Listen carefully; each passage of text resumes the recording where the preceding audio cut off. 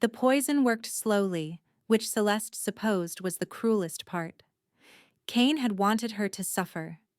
He had wanted her to feel every moment of her body betraying her, every spasm of her womb as it tried to expel the life growing within her. He had wanted her to know exactly what was happening and be powerless to stop it. She had figured it out too late. 3 weeks of eating the food he brought to her room, the room he had locked her in after convincing the pack she was a whore carrying another male's child, before she recognized the metallic undertaste beneath the herbs. By then, the damage was already spreading through her veins like fire, and her wolf had gone silent in a way that terrified her more than the pain.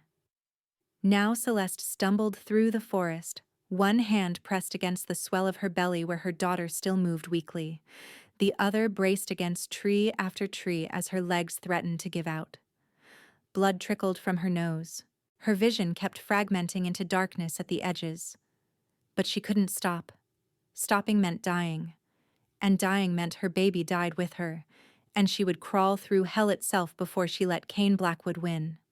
Keep moving, she told herself, the words becoming a rhythm that matched her faltering heartbeat. Keep moving, keep moving, keep moving. The memory of his face swam before her, handsome, cruel, smiling as he locked the door behind him that final time. It's nothing personal, Celeste, he had said, as casually as if discussing the weather. But you heard things you shouldn't have, and I can't have loose ends. The poison will make it look like the stress of your supposed infidelity caused you to miscarry. Then you'll simply fade. Everyone will think you ran away in shame. Tragic, really. She had screamed. She had begged. She had clawed at the door until her fingers bled, and he had walked away whistling, leaving her to die slowly in the room where they had once slept as mates. But Cain had underestimated her. He always had. The letters haunted her almost as much as the poison. Territory maps, guard rotations, all in Cain's handwriting, hidden in a false bottom of his desk drawer. She hadn't been looking for his secrets, just the old book of names for the baby. But she'd found them, and he'd seen her find them, and within a week, the poisoning had begun. Now she understood why he needed her dead. Celeste's father had taught her to pick locks before her mother died, back when he still loved her, back before Cain's lies had turned her family into strangers who looked at her with disgust. The poison came in cycles, worst in the hours after eating, loosening its grip by dawn. She had waited for a night when the fog lifted enough for her hands to steady, and then she had worked at the lock with a hairpin for 6 agonizing hours until it clicked open. The pack had been gathered for a hunt. No one saw the pregnant Omega slip through the shadows of the houses she had known all her life, past the places where she had played as a child, through the borders she had never thought she would cross. Every step sent agony radiating through her abdomen, but she gritted her teeth against the screams that wanted to tear from her throat and kept moving. The Stone Kingdom. That was the only thought her fracturing mind could hold on to. The Stone Kingdom bordered their territory to the north, ruled by an Alpha King so powerful and so cold that even the rogues feared to cross his lands. If she could reach his border, Cain wouldn't be able to follow. The Stone King might kill her himself. The stories said he had no mercy in him, that his heart had turned to ice centuries ago. But at least it would be quick.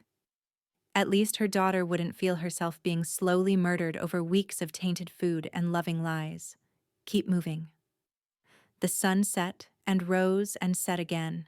Celeste lost track of time. She ate snow because she was afraid to drink from streams that might carry the poison faster through her system, and she slept in the hollows of fallen trees with her hand pressed over her belly, whispering promises she wasn't sure she could keep. I'm sorry. She breathed against her own skin, feeling the weak flutter of movement that answered her. I'm so sorry, little one. I should have known. I should have seen what he was. But I'm going to get you somewhere safe, I swear it. Mama's going to keep you safe. Her wolf stirred weakly, a whisper of warmth where there had once been a roaring presence. Mate, wrong.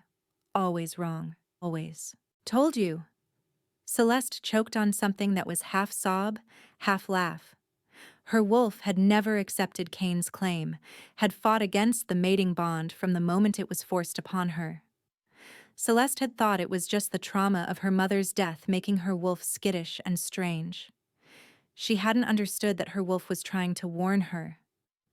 I know, she thought back, agony pulsing through her with every beat of her heart.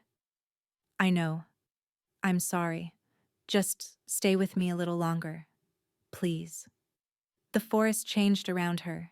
The trees grew taller, older, their bark dark as iron and their branches reaching toward the sky like clawed hands. The air itself felt different, heavier, charged with something that made the hair on her arms stand up. Pack magic, but deeper than anything she had ever felt before. Ancient, powerful, terrifying. She had crossed into the Stone Kingdom. Celeste made it another 100 yards before her legs finally gave out. The snow was cold against her cheek, and she watched her own blood drip onto the pristine white, staining it crimson. Her hands found her belly, curved protectively around the curve of it as her vision began to go dark. I tried, she thought, despair washing over her like a tide. I tried so hard. She didn't hear the patrol approach. She didn't feel the hands that lifted her, or the shouted orders that sent wolves running toward the castle at the heart of the kingdom. She was already drowning in darkness, her last conscious thought a prayer to any god that might be listening. Please, not my baby. Take me if you have to, but please, not my baby. Magnus Stoneheart had not felt anything in a very long time. 300 years of rule had calcified something inside him, turning the passionate young alpha he had once been into a creature of ice and stone and perfect, terrible control. His wolves obeyed him out of respect and fear in equal measure. His enemies fell before him because he was faster, stronger, more ruthless than any wolf alive. His allies courted his favor because his kingdom was unassailable, his power absolute, his judgment final. He was the Alpha King, the Stone Wolf, the Lord of the Northern Reaches, and he was so unutterably bored with his own existence that some days he wondered if his heart still beat at all. He was holding court when the doors burst open, a breach of protocol that should have resulted in immediate execution, but the terror on his border captain's face gave him pause. Magnus raised one hand, silencing the advisor who had been droning about grain tariffs, and fixed his ancient eyes on the trembling wolf before him. Speak, my king. The captain fell to his knees, head bowed. We found a female at the border. She's pregnant and poisoned and barely alive, and she... The doors behind him opened again, and 4 of Magnus's personal guard entered carrying a makeshift stretcher. The scent hit him first. Honeysuckle. Summer rain. Something bright and sweet and utterly alive beneath the corruption of poison and blood and fear. Magnus's wolf, silent for so long he had almost forgotten the beast existed, surged forward with a roar that shook the foundations of his very soul. Mate. His throne cracked beneath his grip. His eyes blazed molten gold, a color his wolves hadn't seen in 3 centuries, and a growl tore from his chest that sent every wolf in the hall crashing to their knees. The power that rolled off him was suffocating, ancient, the full force of an alpha king who had just discovered the one thing in all the world that could make him feel again. Bring her to me. His voice was barely recognizable, more wolf than man. Now! The guards carrying the stretcher nearly tripped over themselves in their haste to obey. They laid her before his throne, and Magnus was on his feet and moving before he consciously chose to rise. He dropped to his knees in the spreading pool of her blood, heedless of his crown, his robes, the centuries of dignity he had cultivated like armor.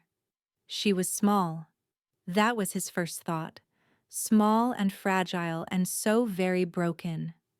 Her silver hair was matted with blood and sweat, her face pale as death, her breath coming in shallow gasps that seemed to catch and stutter with every attempt.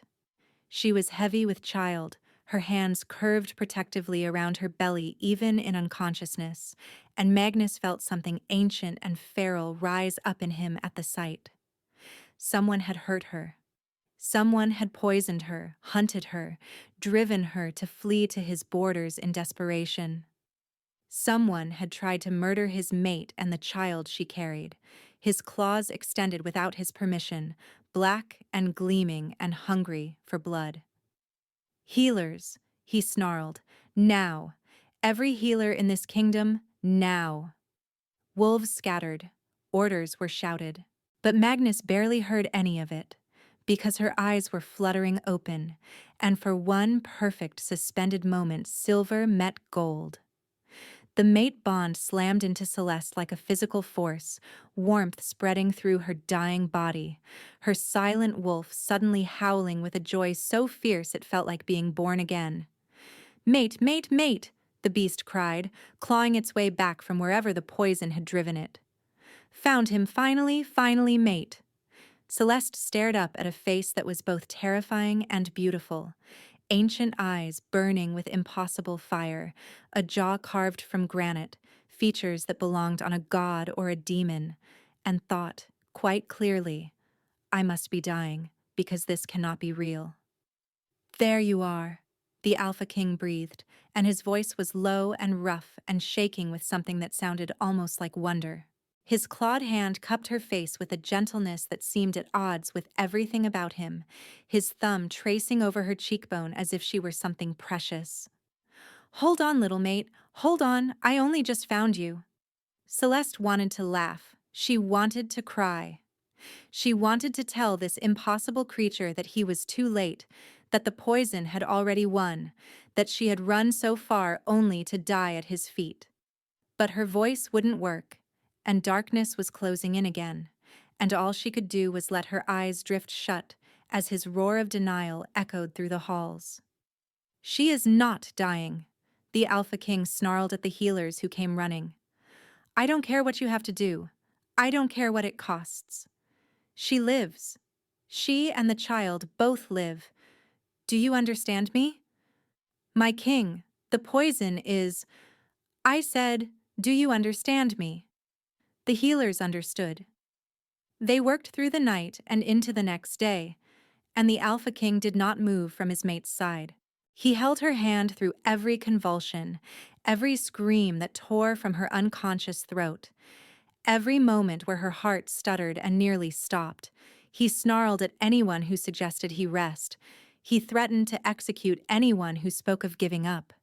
And when Celeste finally took a breath that didn't rattle with blood, when the child in her belly kicked strongly enough for him to feel it beneath his palm, Magnus Stoneheart, the Stone Wolf, the Heartless King, the monster of 1,000 legends, dropped his head to her bedside and wept for the first time in 300 years.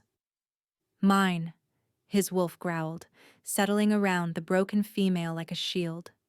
"Ours. Forever." Celeste slept on, unaware that her entire life had just changed, unaware that the cold king kneeling at her bedside had already decided that whoever had done this to her would die screaming. She only knew that for the first time since the nightmare began, she felt warm. She felt safe. Celeste drifted in the space between sleep and waking for what felt like centuries. Fragments of consciousness would pierce the darkness, the crackle of a fire, the rustle of robes, once a low murmur of voices that she couldn't quite resolve into words, and then she would sink again, pulled down by exhaustion and the lingering effects of whatever the healers had done to purge the poison from her veins. But through it all, there was one constant: warmth. Not the fever warmth of the sickness that had ravaged her body, but something else entirely. Something solid and present and impossibly comforting. She felt it even in her deepest unconsciousness, a presence at her side that never wavered, a hand that held hers through the darkest moments. Her wolf still weak but no longer silent, would stir toward that warmth, like a flower turning toward the sun. Safe, the beast would whisper. Mate, safe. Celeste didn't understand. She was too tired to understand. She only knew that for the first time since Cain had locked her in that room, she wasn't alone. On the third day, she opened her eyes. The room was dim, lit only by the fire blazing in an enormous hearth and the gray light of dawn filtering through heavy curtains. The ceiling above her was vaulted stone, carved with intricate patterns that seemed to move in the flickering light. The bed she lay in was larger than any she had ever seen, piled with furs and blankets that cocooned her in softness. And beside the bed, in a chair that seemed far too small for him, sat the Alpha King. He was asleep. That was her first coherent thought. Surprise that a creature like him slept at all, followed by a strange tenderness at the sight of him slumped in that uncomfortable position, his head tilted back against the chair, his massive frame somehow folded into a space meant for a much smaller wolf. His crown was gone. His robes had been replaced by simpler clothing, though nothing about him could ever truly be called simple.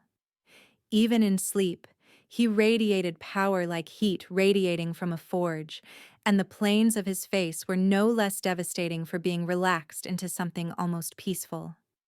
Her wolf surged forward with such force that Celeste gasped. Mate. The sound, small as it was, brought him instantly awake. His eyes opened and they were gold. Not the amber she had seen in other alphas, but molten gold, ancient and burning, and they fixed on her with an intensity that stole the breath from her lungs. For a long moment, neither of them moved. Celeste felt the mate bond like a physical thing, a thread of golden light stretching between them, pulling at something deep in her chest. Warmth flooded through her, not the gentle warmth of his presence while she slept, but a roaring inferno that chased away the last of the cold that had settled in her bones during her flight through the forest. Her skin tingled everywhere, electric with awareness of him, and her wolf was practically howling with joy. Mate, mate, mate, the beast chanted. Finally, finally found him. Ours. You're awake. His voice was rough, as if he hadn't used it in some time, and the sound of it sent shivers down her spine. He leaned forward, and she caught his scent. Pine and stone and something wild and ancient that made her want to bare her throat and press closer, all at once. Celeste opened her mouth to respond, but fear crashed through her like a wave, drowning out the mate bond's warmth. She remembered, suddenly and viscerally, where she was, who he was, what she was. A disgraced Omega, cast out of her pack, pregnant with another male's child, lying in the bed of an Alpha King who had ruled for 3 centuries. She tried to scramble backward, but her body was still too weak, and all she managed was a pathetic flail that tangled her in the blankets. Her heart hammered against her ribs, and she could feel her scent souring with terror, could see his nostrils flare as he caught it. Don't. His hand came up, slowly, carefully, the way one might approach a frightened animal, and she flinched hard enough to send pain lancing through her still healing body. He froze. Something flickered in those golden eyes, something that might have been hurt, but it was gone before she could name it. I'm not going to harm you. You're safe here. Please.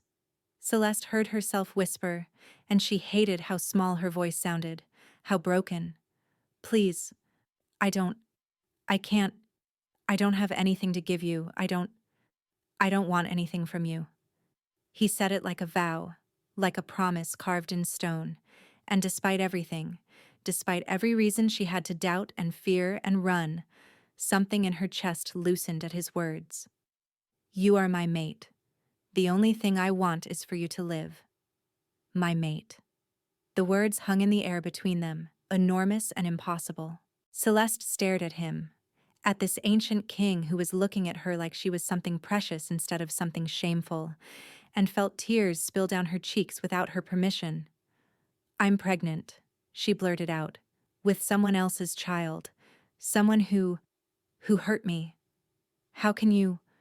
Why would you? His expression shifted, and for a moment she saw the monster that legends whispered about. The cold king, the ruthless wolf, the alpha who had ruled for 3 centuries through blood and terror. But it wasn't directed at her. The rage in his eyes, the curl of his lip that revealed lengthening fangs, the low growl that resonated in his chest, all of it was pointed somewhere beyond her, at someone she couldn't see. Tell me his name. It wasn't a request. It was a command, wrapped in a growl that made her wolf want to submit even as her human heart raced with fear. Tell me his name, and I will bring you his heart before the moon rises. You don't understand. Her voice cracked. He was my mate. He was supposed to protect me, and he poisoned you. The words were barely human, more animal than man, and his hands had gripped the arms of his chair so hard that the wood was splintering beneath his claws. He poisoned you while you carried his child. Tell me. His name. Celeste's wolf thrashed inside her, torn between the terror of an alpha's fury and the bone-deep certainty that this fury was not directed at her, that this male would burn the world before he let her come to harm. It was too much. All of it was too much. The mate bond singing in her blood, his scent surrounding her, the look in his eyes that was somehow both terrifying and unbearably gentle. Cain, she whispered, feeling like she was releasing a curse. Cain Blackwood, of the Blackwood Pack. Something in him went very still. When he spoke again, his voice was calm. The calm of the moment before a storm breaks, the calm of a predator selecting its prey. He will die, Magnus said, slowly. I will take my time with it. She should have been horrified. She should have been appalled by the casual promise of violence, the way he spoke of killing another wolf as easily as discussing the weather. But Celeste felt something shift in her chest, something that had been locked away since the moment Cain's betrayal became clear. She believed him, and for the first time in longer than she could remember, she felt the faintest flicker of something that might have been hope. The Alpha King did not leave her side. Celeste kept expecting him to go, to attend to his kingdom, his duties, the countless obligations that surely demanded the attention of a male who ruled the largest territory in the known world.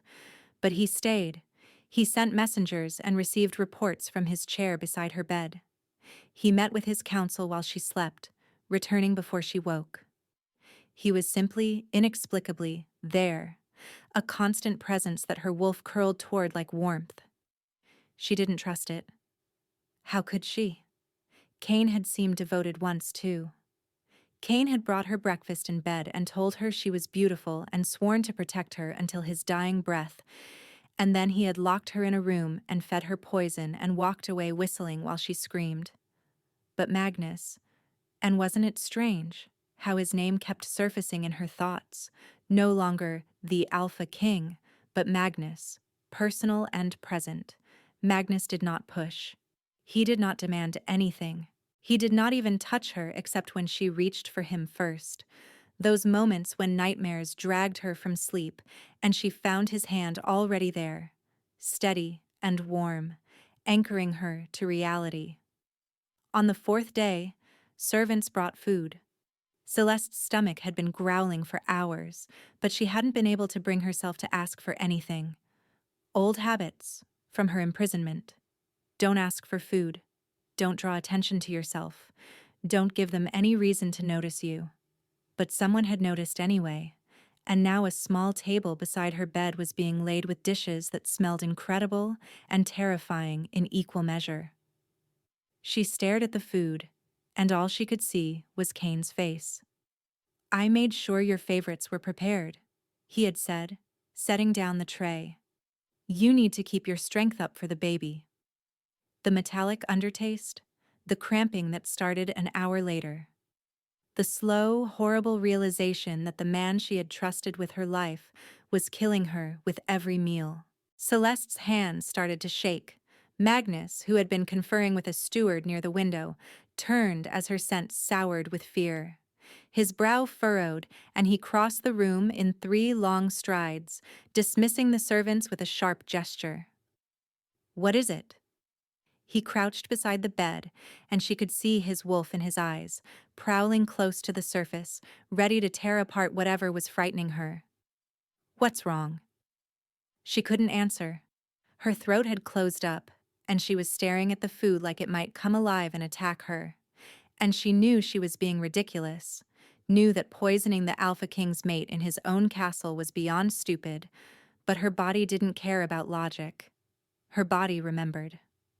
Magnus followed her gaze to the tray of food. Something in his expression shifted, not understanding exactly, but a kind of dark clarity. Without a word, he reached for the nearest dish, a bowl of soup, still steaming, that smelled of herbs and chicken, and brought it to his lips. He drank deeply. Celeste watched, frozen, as he set the bowl down and reached for the bread next. He tore off a chunk and ate it, then moved to the sliced fruit, the cheese, the small pot of honey.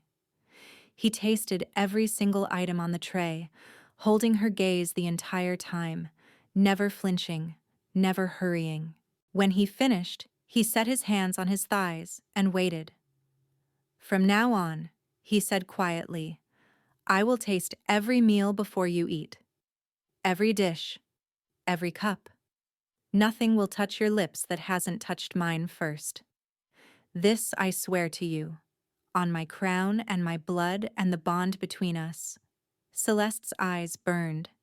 "You don't have to." "I know." His voice was simple, without arrogance or expectation. "I choose to. You need to eat, little mate.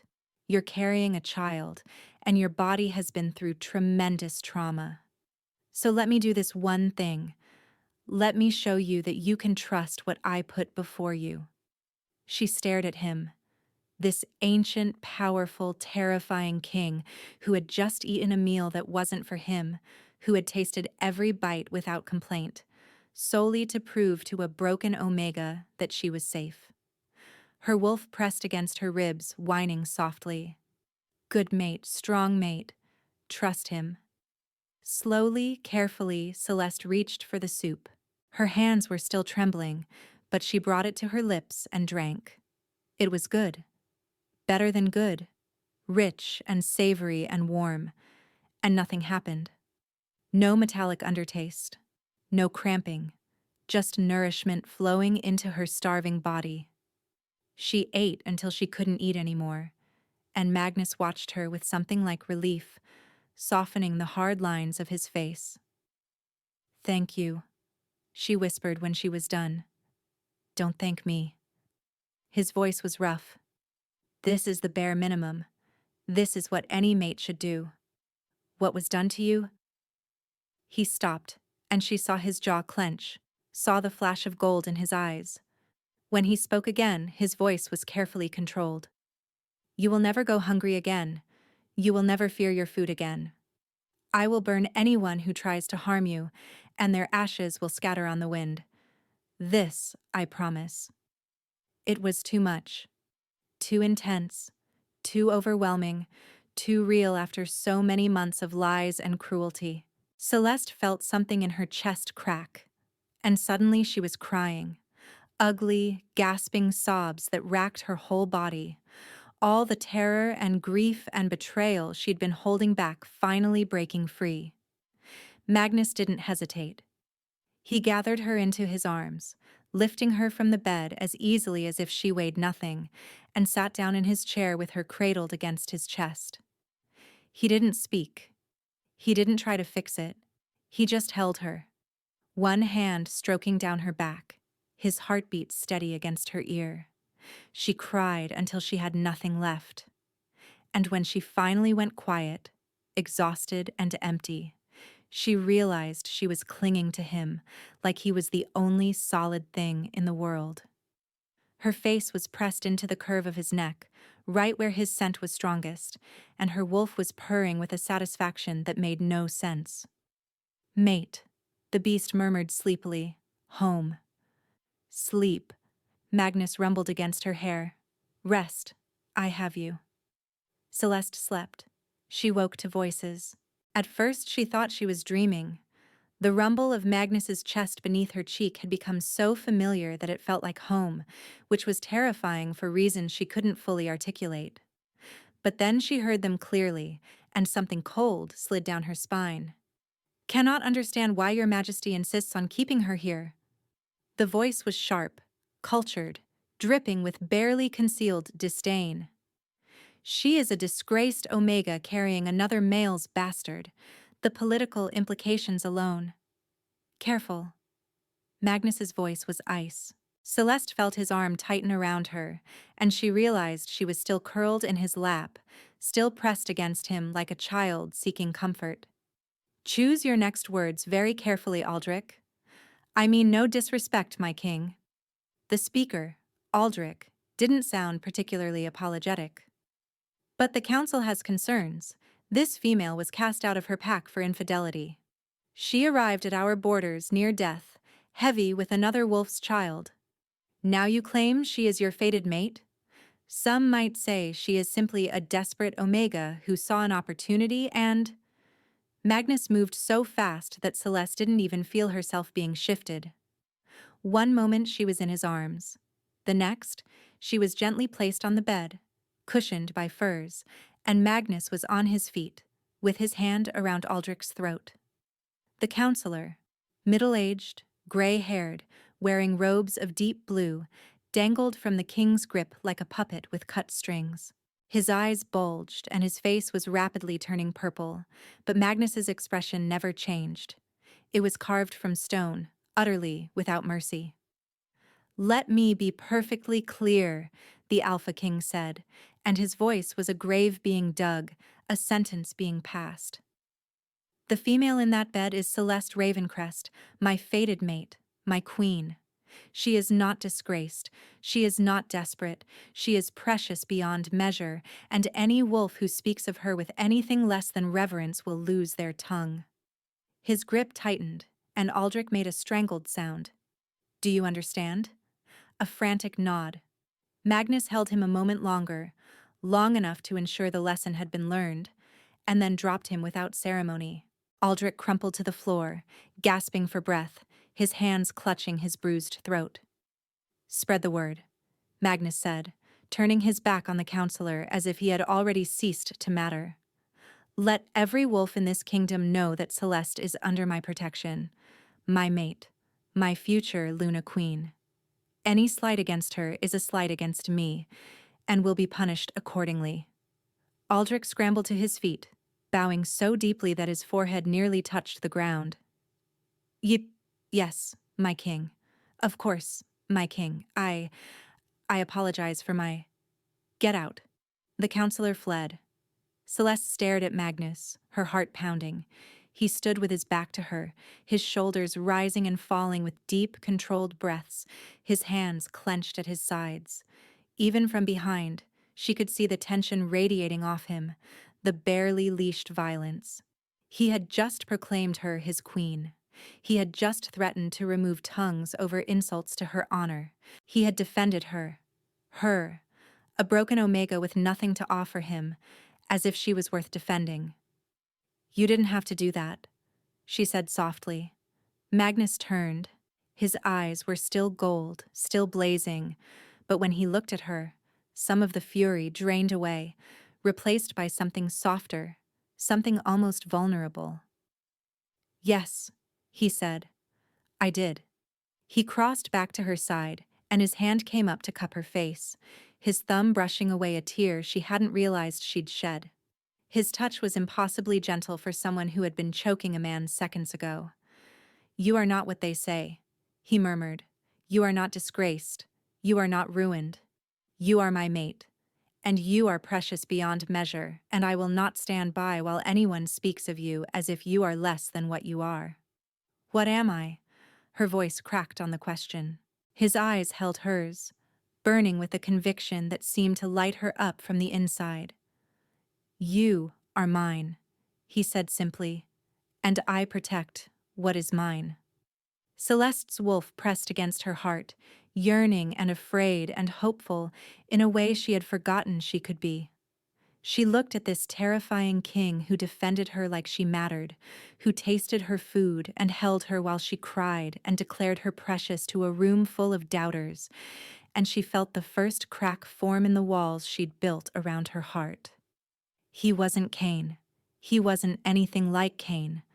And for the first time since her nightmare began, Celeste allowed herself to wonder if maybe, just maybe, she had found someone she could trust.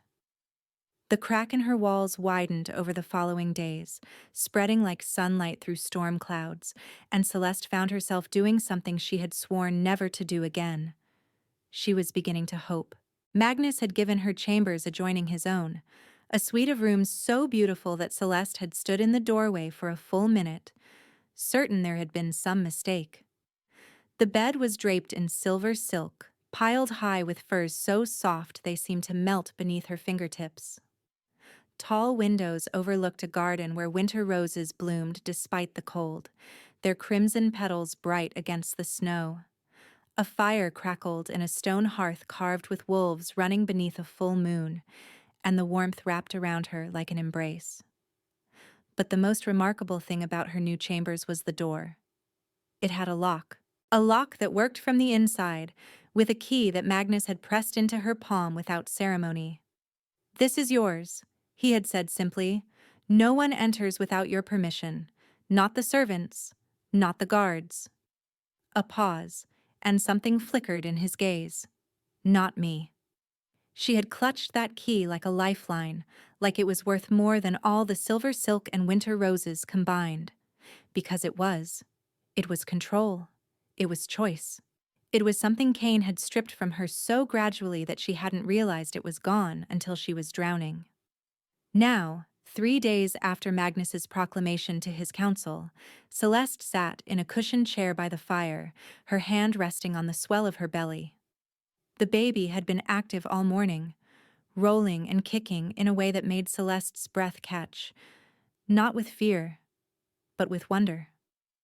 Her child was alive. Her child was healthy, against all odds, against Cain's poison and her desperate flight, and the cold that had nearly claimed them both. Her baby was still fighting, just like her. A knock sounded at the door, 3 measured raps that she had already learned to recognize.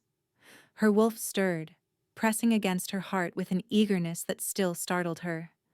"Come in." Magnus entered carrying a tray, and Celeste's chest did something complicated at the sight of the Alpha King of the Stone Kingdom serving her breakfast personally. Again. He had done this every morning since she'd woken, dismissing the servants with a look and bringing her food himself. He tasted each dish before setting the tray before her, never commenting on this ritual, never making her acknowledge what it meant. He knew. He knew that she couldn't trust food she hadn't watched someone else eat first. He knew that the memory of Cain sliding that plate toward her, "Eat, sweetheart, you need your strength," still made her throat close with terror. And instead of telling her to get over it, instead of rolling his eyes at her paranoia, he simply adapted. He made himself her taster without being asked. "You look stronger today," Magnus said, settling into the chair across from her. He was dressed simply, dark trousers, a gray shirt unlaced at the throat, and somehow this casual attire made him seem more approachable than his formal robes, more human, more real. "I feel stronger."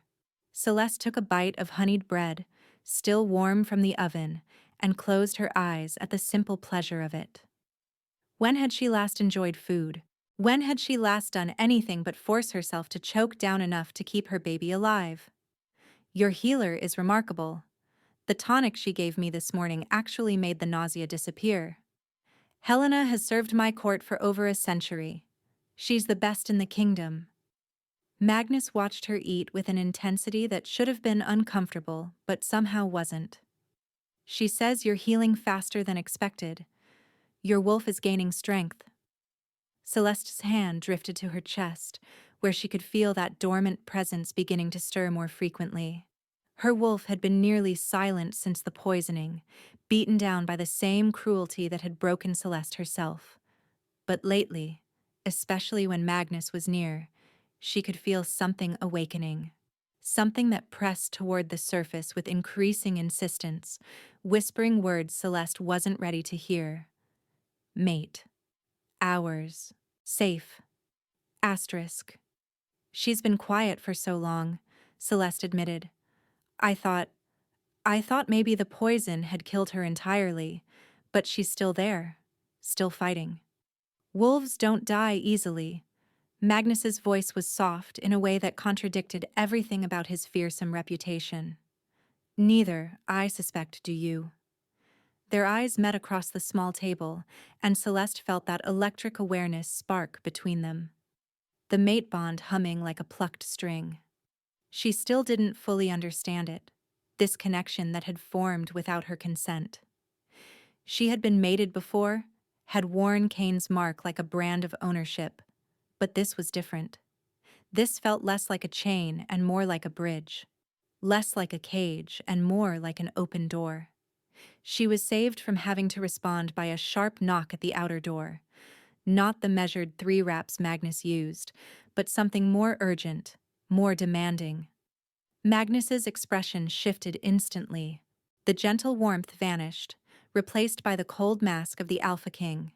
He rose in one fluid motion, positioning himself between Celeste and the door without seeming to think about it. Enter.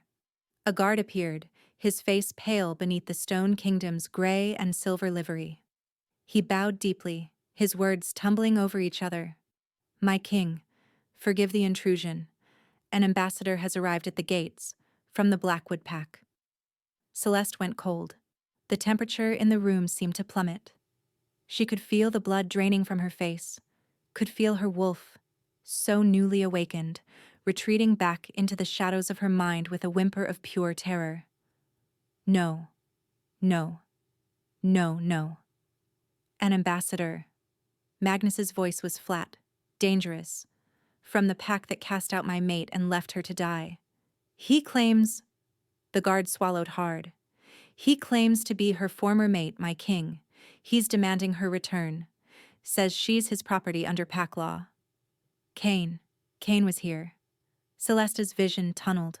She was distantly aware that she had risen from her chair, that her hand had found Magnus's arm and was gripping it with desperate strength. She could hear her own breathing, harsh and ragged, could feel her heart hammering against her ribs like a trapped bird. He found me. The words came out as barely a whisper. He found me. He always finds me. I should have run farther. I should have... Celeste. Magnus's voice cut through her panic, sharp and commanding. He turned, taking her face in his hands, forcing her to meet his eyes. The fury in his eyes was absolute, the kind that should have terrified her, but instead it anchored her. Listen to me. I need you to hear this. She nodded, unable to speak. He cannot touch you. He cannot take you. He has no claim on you, not under pack law, not under any law. You are my mate, my queen, and you are under my protection. Do you understand? He's dangerous.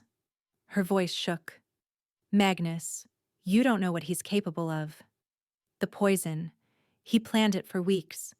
He made me believe he loved me while he was slowly murdering our baby. He's clever, and he's cruel, and he never, ever stops until he gets what he wants. Then he has finally met something he cannot defeat. Magnus's thumb brushed across her cheekbone, wiping away tears she hadn't felt fall. I have ruled this kingdom for 300 years. I have faced enemies that would make your former mate weep with terror. He is nothing, less than nothing. And I promise you, on my life and my crown and every star in the sky, that he will never hurt you again. She wanted to believe him. Gods. She wanted to believe him so badly it was a physical ache in her chest. He'll have a plan, she said. He always has a plan. He wouldn't come here unless he thought he could win. Then let him come. Magnus's smile was a knife's edge, beautiful and deadly. Let him try.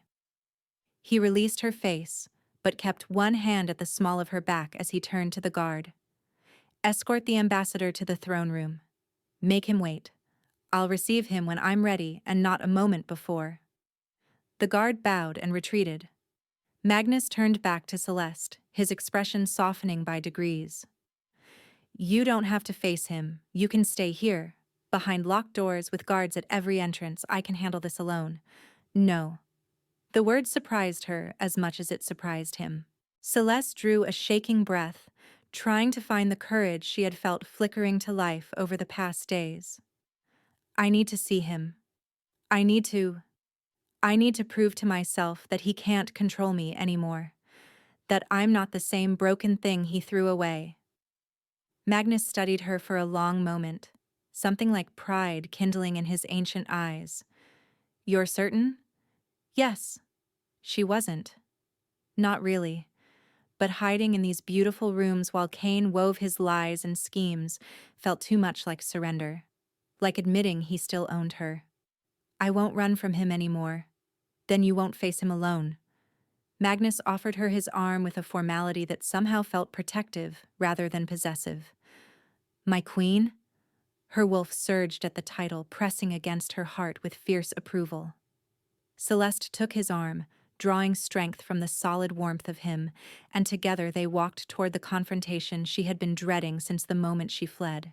The throne room was vast and ancient, its stone walls carved with the history of the Stone Kingdom. Battles fought, treaties signed, kings risen and fallen through the centuries. Magnus's throne sat upon a raised dais at the far end, carved from a single block of gray stone that seemed to absorb the light rather than reflect it. It was a throne built for a cold king, a hard king, a king who inspired fear rather than love. But when Magnus guided Celeste to a smaller throne at his side, one she hadn't noticed before, draped in silver silk, she felt something shift in the room. Whispers rippled through the assembled courtiers, their eyes widening at the sight of their king seating an unknown Omega at his right hand. Cain stood at the center of the room, surrounded by 6 wolves wearing Blackwood colors. He looked exactly as she remembered, tall and handsome, with warm brown eyes and an easy smile that could charm anyone who didn't know what lay beneath it. He was dressed in ambassadorial finery, every inch the respectable pack representative, and when his gaze found Celeste, his smile widened. My love. His voice was honey and poison, sweet enough to make her stomach turn. I've been so worried about you. When you disappeared, I feared the worst. The whole pack has been searching. You will address yourself to me. Magnus's voice cracked across the room like thunder. He hadn't sat in his throne but stood beside it, one hand resting on its arm, the other at his side. You stand in my court, in my kingdom. You do not speak to my mate without my permission. Cain's smile flickered, but he recovered quickly. He inclined his head with every appearance of respect. Of course, Alpha King. Forgive me. The sight of my dear Celeste overcame my manners. She is not yours. The words were ice and iron. She is mine, my fated mate, my Luna Queen. Any claim you believed you had over her ended the moment the mate bond formed between us. Ah, but that's rather the complication, isn't it? Cain spread his hands in a gesture of false helplessness. You see, under Blackwood Pack law, which Celeste remains subject to until formal release is granted, she is still my property, my marked mate. And the child she carries is mine by right, regardless of any subsequent attachments she may have formed. Celeste's hand flew to her belly. He's trying to claim my baby. He poisoned us, and now he's trying to claim us like property. The child, Magnus said slowly, that you tried to murder. Silence fell like a stone. Cain's mask slipped for just an instant, a flash of genuine surprise crossing his features before the pleasant facade snapped back into place. I'm afraid I don't know what you mean. Celeste left of her own accord, after she was discovered carrying another male's offspring. We would have welcomed her back if she'd only— Lies. Celeste's voice rang out, surprising even herself. She stood, her legs trembling but her spine straight, and faced the male who had systematically destroyed her life. It's all lies. Every word from his mouth is poison, just like what he put in my food. Kane's eyes narrowed. My love, you're clearly confused. The trauma of your ordeal has— You slipped Silver's Bane into my evening meal. Celeste continued, her voice growing stronger. Every night for 3 weeks. A slow-acting poison designed to kill both me and our child without leaving any trace. You told me I was having pregnancy complications. You held my hair while I vomited and told me how worried you were. And then you accused me of carrying another male's pup so the pack would turn against me, so no one would question when I finally collapsed and died. The courtiers were utterly silent, their eyes moving between Celeste and Kane like spectators at a blood sport. These are the ravings of a disturbed mind, Kane said smoothly. She needs help, clearly. Let me take her home, where she can receive proper— I'm not finished. Celeste stepped down from the dais, moving toward Kane with a courage she didn't know she possessed. Her wolf was pressing against her heart, lending her strength, whispering encouragement. I know why you did it. I know what you're hiding. For the first time, real fear flickered in Kane's warm brown eyes. You're selling pack secrets to the rogues, Celeste said. Territory maps, guard rotations, vulnerabilities in the borders. I found the letters hidden in the false bottom of your desk drawer. I was only looking for the book of names for the baby, but the drawer stuck and I pulled too hard. You saw my face when you walked in. You knew I'd seen everything. That's when the poisoning started. That's why you needed me dead. That's enough. Kane's voice had lost its honeyed quality. His eyes had gone cold and flat, the mask finally crumbling. You don't know what you're talking about. I know exactly what I'm talking about. Celeste stood before him now, close enough to see the muscle twitching in his jaw, close enough to smell the sharp fear buried beneath his aggressive scent. You're a traitor and a murderer, and you came here thinking you could weave your lies and charm your way to what you want, the way you always do. But you made a mistake. And what mistake is that? Kane's lip curled in a sneer. Celeste smiled, a real smile, fierce and unafraid. You forgot that I'm not alone anymore. Magnus appeared at her side as if summoned, his massive form dwarfing Kane's. The Alpha King said nothing, simply placed one hand on the small of Celeste's back and stared at her former mate with the cold, patient hunger of a predator who knows his prey is already trapped. I am invoking my right to tribunal, Celeste said, her voice carrying to every corner of the throne room. As the mate of the Alpha King, I have the authority to call for judgment on any who have wronged me. Kane Blackwood stands accused of attempted murder, treason, and crimes against Aluna and her unborn child. How does the accused respond? Kane's face contorted with rage. The pleasant mask was gone entirely now, replaced by the cruel, calculating monster Celeste had come to know too well. His wolves drew closer around him, their hackles rising, their eyes flashing gold with the threat of imminent violence. You think you can defeat me? Kane snarled. You think this cold kingdom and its ancient king can protect you? You're nothing but a discarded Omega with delusions of grandeur, and when I'm through— Seize him! Magnus's command was quiet, almost casual, but it rang with absolute authority. Guards materialized from the shadows, surrounding Kane and his wolves before they could react. This is an act of war, Kane shouted as they bound his wrists. The Blackwood Pack will do nothing. Magnus stepped forward, and the temperature in the room dropped. Power radiated from him in waves that made even Celeste's knees weak. Because by the time word reaches them of what happened here, you will already be dead. Your evidence of treason will be on its way to the councils who govern pack law. And your name will be erased from history like the stain you are. Cain struggled against his bonds, his face twisted with fury and desperation. You can't do this. I have rights. I have. You have nothing? Magnus's smile was the coldest thing Celeste had ever seen. You poisoned my mate. You tried to murder my queen and the child she carries. You came into my kingdom and lied to my face. There are no rights for creatures like you. He turned to Celeste, and his expression softened by degrees, still hard, still dangerous, but with something almost tender beneath the hardness. What fate do you choose for him, my queen? Celeste looked at Cain, really looked at him.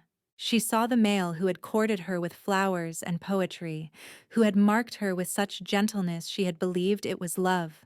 She saw the monster who had emerged afterward, slowly stripping away her dignity and autonomy until she didn't recognize herself anymore. She saw the murderer who had fed her poison with a smile, who had held her while she wept from the pain of it and whispered lies about how much he cared. She saw all of it, and she felt nothing. No anger, no fear, no hatred. Just a cold, clear certainty. Death, she said, and her voice didn't waver. He dies today. Cain laughed, a wild, desperate sound. You don't have the spine for it, little Omega. You never did. You'll flinch, and you'll weep. And in the end, you'll beg for mercy on my behalf because that's what weak, pathetic creatures like you do. You can't. Magnus moved faster than Celeste's eyes could follow. One moment he was standing beside her. The next, his clawed hand was buried in Cain's chest, blood streaming between his fingers, and Cain was making a sound that wasn't quite human and wasn't quite wolf, a gurgling scream of agony and disbelief. Celeste held Cain's gaze as the light began to fade from his eyes. She didn't flinch. She didn't weep. She felt her wolf rising inside her, fierce and protective and finally free. I have the king, she said softly, and you have nothing. Magnus's claws curled around Cain's heart and ripped it free. The body crumpled at Celeste's feet, twitching once before going still. Blood pooled across the stone floor, steaming in the cold air, and the throne room was utterly silent. Magnus turned to her, still holding Cain's heart in his bloodied hand. His eyes burned gold, his face was spattered with crimson, and he looked like something out of a nightmare, a monster king from the old stories, terrifying and untouchable.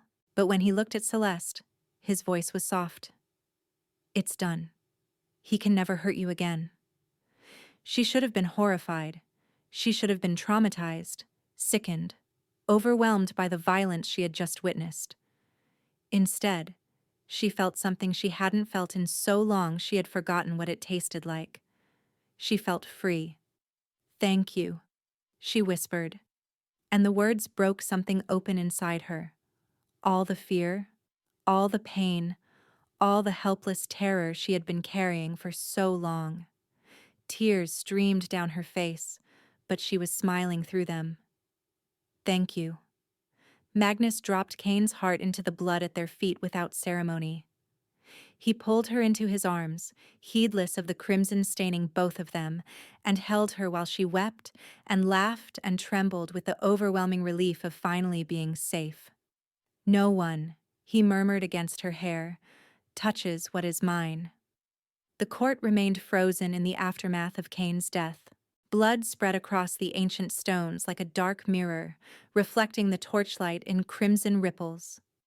Celeste clung to Magnus, her face pressed against his chest, breathing in his scent of pine and stone and something wild beneath, the scent of her mate, her salvation, her future. His arms wrapped around her like iron bands, holding her together when she might have shattered. She could feel his heart beating against her cheek, steady and strong, and she focused on that rhythm until her trembling began to ease. Around them, the court slowly stirred back to life. She heard the shuffle of feet, the murmur of voices, the scrape of claws against stone as guards moved to drag Cain's body away. Leave it, Magnus commanded. his voice rumbling through his chest. "Let them all see what happens to those who threaten my mate." The guards froze, then backed away. Celeste lifted her head, wiping tears from her cheeks with blood-stained fingers, and looked up at Magnus. His face was still splattered with crimson, but when he met her gaze, something in his expression gentled.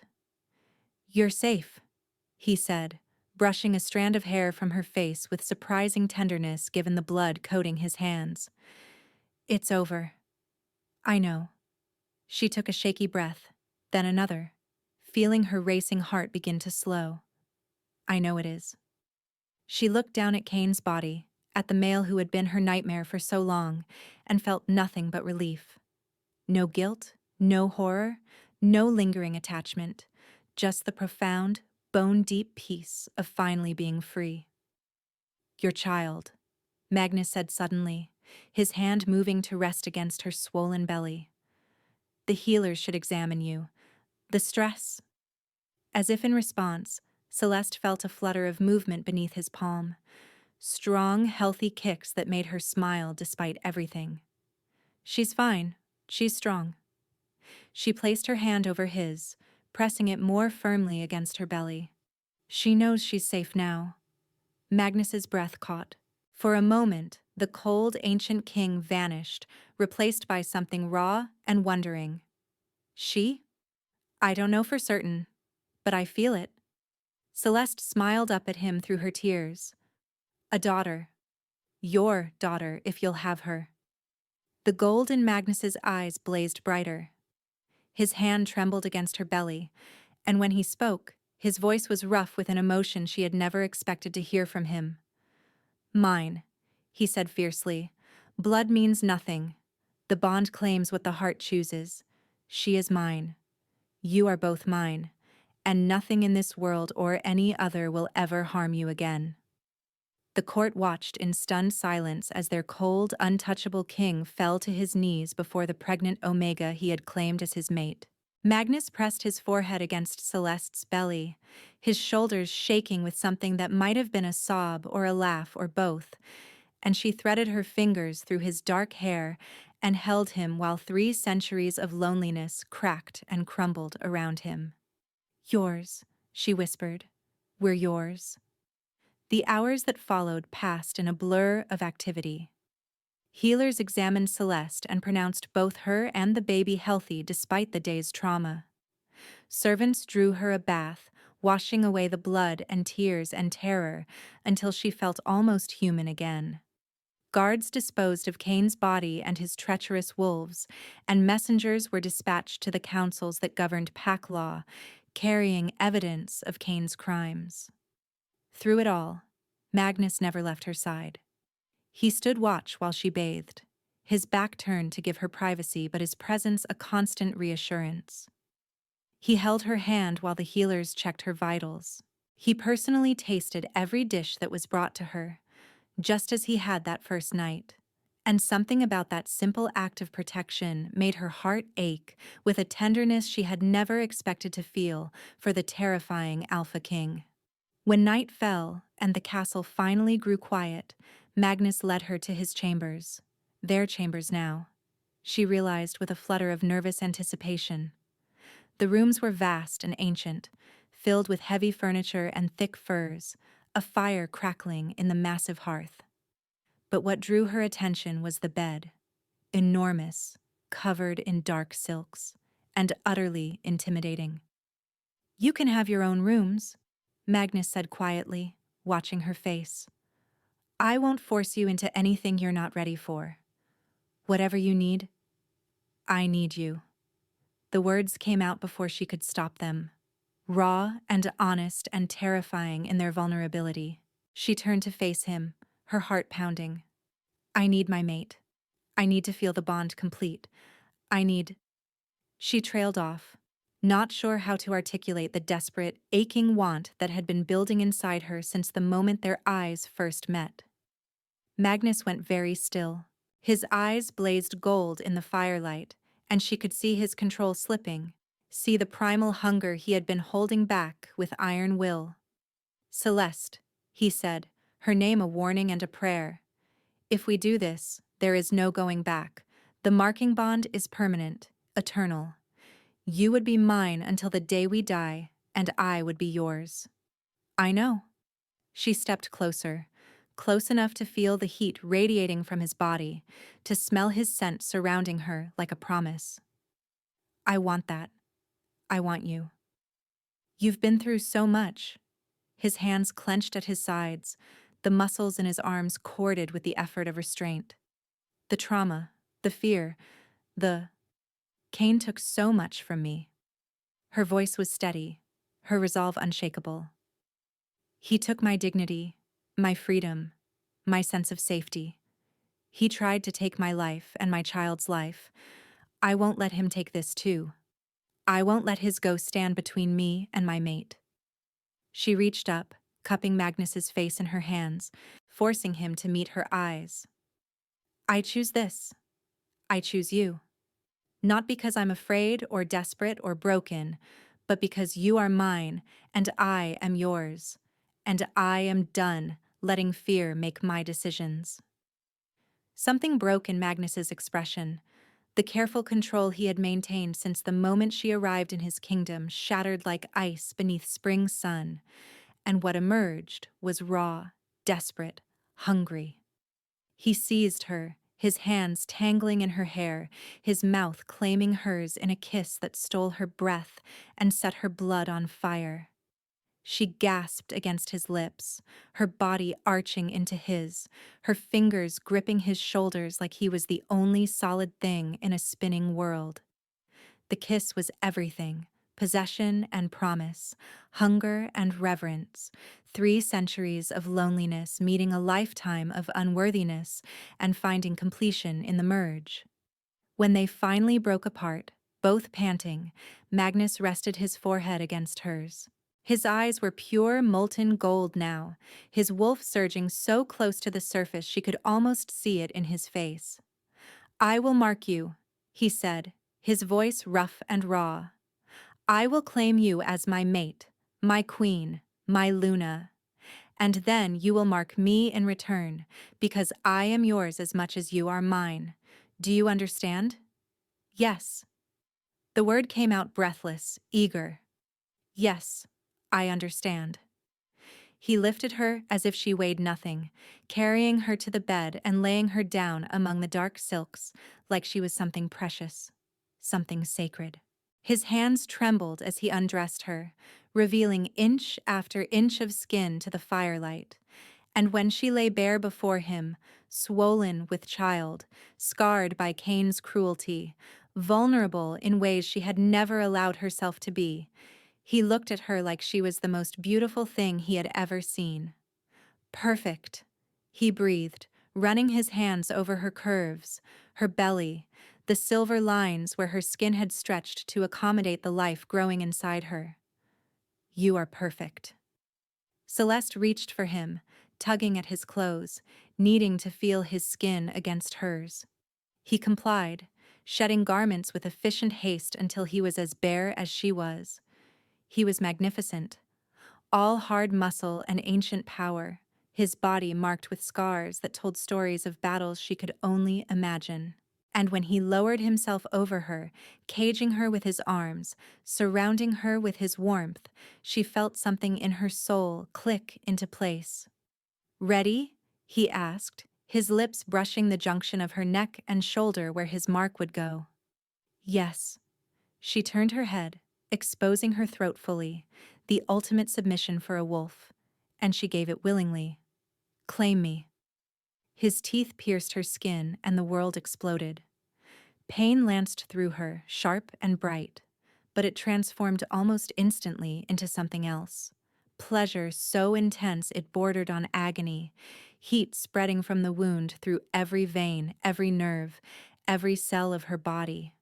She felt the bond snap into place like a lock finding its key, and suddenly she could feel him. Not just his body pressed against hers, but his soul. His emotions flooded through the new connection: fierce protectiveness, desperate hunger, aching tenderness, and beneath it all, a loneliness so profound it brought tears to her eyes. 300 years of isolation, of coldness, of believing himself beyond the reach of love or warmth or connection. 300 years of ruling alone, existing rather than living, waiting for something he had stopped believing would ever come. And now it had. Now she was here, filling all those empty spaces with light and warmth and hope, and she felt his overwhelming gratitude, his disbelief, his desperate determination to keep her safe and happy for the rest of their eternal lives. Mate, his wolf whispered through the bond. Mine. Finally. Finally mine. Magnus withdrew his teeth from her throat, lapping at the wound with gentle strokes of his tongue, sealing his mark into her skin. When he lifted his head, his eyes were blazing with something that made her breath catch. "Your turn," he said, and his voice was wrecked, barely recognizable. "Mark me." He bared his own throat, an alpha's ultimate submission, an act so rare and sacred that most wolves never witnessed it in their entire lives. The Alpha King, the most powerful wolf in existence, offering his vulnerable throat to her. Celeste's wolf surged forward, stronger than it had ever been, empowered by the fresh bond humming through her veins. She rose up, wrapping her arms around his neck, positioning her mouth at the junction of his shoulder. She could feel his pulse racing beneath his skin, could smell his desire and his need and his complete, absolute trust. She bit down. The taste of his blood flooded her mouth, rich and wild and utterly intoxicating. She felt him shudder against her, heard the groan that tore from his throat, and through the bond she felt the moment her mark took hold. Pleasure, pain, possession, completion. A loop of sensation that fed back and forth between them until she couldn't tell where she ended and he began. His emotions crashed over her like a tidal wave. The loneliness was still there, but it was healing now, filling with everything she was giving him. She felt his joy, pure and overwhelming, the joy of a wolf who had finally found his other half after centuries of searching. And beneath that, something deeper, fierce, protective, utterly consuming, growing stronger with every beat of their joined hearts. And she felt his possessiveness, his primal, absolute certainty that she belonged to him and he belonged to her, that nothing in this world or any other would ever separate them. She released his throat, licking the wound as he had done for her, sealing her mark into his ancient skin. When she pulled back to look at him, she saw her bite mark gleaming silver against his shoulder, matching the gold of his mark on her throat. "Mine," she whispered, and her voice was fierce, possessive, utterly certain. "Yours," he agreed, capturing her mouth in another searing kiss. "Forever." They came together then, two halves of a whole finally united, and when they moved, it was like a dance they had been rehearsing for centuries. Every touch sent pleasure rippling through the bond, doubled and redoubled, until neither could tell whose sensation belonged to whom. Her pleasure was his, pleasure was her pleasure, an endless feedback loop that built and built until they shattered together, crying out each other's names as the mate bond blazed bright enough to rival the sun. Afterward, they lay tangled together in the dark silks, her head on his chest, his arms wrapped around her, their marks pulsing in matched rhythm with their hearts. Through the bond, Celeste could feel his contentment, his peace, his overwhelming love for her and the child she carried. "Happy?" she asked, echoing the question he had asked her just hours ago. Magnus pressed a kiss to the top of her head. "More than I ever thought possible." 2 months later, Celeste gave birth to a daughter. The labor was long and hard, but Magnus held her hand through every moment, lending her his strength through the bond, growling at anyone who suggested he leave the birthing chamber. When their daughter finally entered the world, squalling with healthy lungs, Celeste wept with joy. She was perfect, tiny and fierce, with a tuft of dark hair and silver eyes that matched her mother's. Helena the healer had whispered that such things happened sometimes, that a true mate bond, formed while the child still grew, could leave its mark. Aurora bore no trace of Cain. She was Magnus's daughter in every way that mattered, and increasingly, in ways that defied explanation. Magnus held her with hands that had torn out hearts and ended wars, hands that trembled now with wonder and love, and when he looked up at Celeste, there were tears streaming down the cold king's face. "Aurora," Celeste said softly, "for the dawn she brought to both our lives." "Aurora," Magnus repeated, the name a vow on his lips, "Princess of the Stone Kingdom." "My daughter." "Our daughter," Celeste corrected through the bond. "Ours." His smile was brighter than she had ever seen it. "Ours." The celebration that followed rivaled anything in the kingdom's long history. Wolves came from every corner of the realm to witness the first princess born to the Stone Kingdom in 300 years, to pay respects to their Luna Queen, to celebrate the joy their cold king had finally found. And they came from other kingdoms too, seeking alliances, seeking favor, seeking connection to the powerful royal family. Among the petitions was one from the Blackwood Pack, Celeste's former pack, the wolves who had cast her out in disgrace, who had believed Cain's lies and turned their backs on her when she needed them most. They begged for alliance. They begged for forgiveness. They begged for acknowledgement from the Omega they had discarded like refuse. Celeste received their delegation in the Great Hall, Aurora sleeping in her arms, Magnus standing at her side like a dark, protective shadow. She wore her Luna Queen crown proudly, her gold marking gleaming at her throat for all to see. "Please," the delegation leader stammered, bowing so low his forehead nearly touched the ground. "We were deceived. Cain fooled us all. If we had known—" "You knew," Celeste interrupted, her voice calm and cold as winter ice. "You knew I was terrified and desperate and begging for help. You knew Cain had changed, that something was wrong, that I was suffering. And you chose to believe his lies because it was easier than facing the truth." She paused, letting her words sink in. "I was pregnant. I was poisoned. I was dying. And my own pack threw me to the wolves." The delegation trembled. Behind them, Magnus's eyes gleamed gold with barely restrained fury. "There will be no alliance," Celeste continued. "There will be no forgiveness. You are not enemies of the Stone Kingdom. I am not so petty as to wage war over the past. But you are nothing to me now. Strangers, shadows, wolves I once knew in another life." She rose, cradling Aurora against her chest. "Go home, rebuild. Become something worthy of the name pack.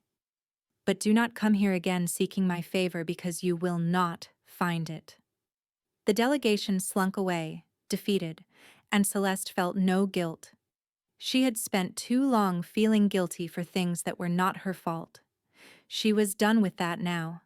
That night, she stood with Magnus on the balcony of their chambers, watching the moon rise over the Stone Kingdom. Aurora slept peacefully in Magnus's arms, her tiny fist wrapped around one of his fingers, utterly secure in her father's embrace. Their wolves howled in unison, a sound of pure joy that echoed across the mountains and forests of their realm. Other wolves answered from the castle below, from the villages beyond, a chorus of celebration and belonging that made Celeste's heart swell almost to bursting. Magnus's marking bite gleamed silver at her throat. Her marking bite gleamed gold at his shoulder. Matched, mated, eternal. "Happy?" he asked, his voice soft with contentment. Celeste leaned into his warmth, watching their daughter sleep, feeling the bond humming with love and peace and promise between them.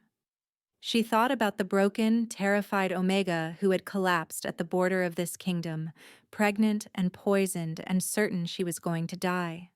She thought about the journey from that moment to this one, the healing, the trust, the love, the claiming. She thought about the future stretching out before them, bright with possibility. Finally, she said, and meant it with every fiber of her being. Finally happy. Magnus pressed a kiss to her temple, and Aurora stirred in his arms, making a soft, contented sound. Through the bond, Celeste felt his love wrapping around both of them like a shield, impenetrable and eternal. She had found her home. She had found her mate. She had found her happily ever after. And this time, no one would ever take it from her.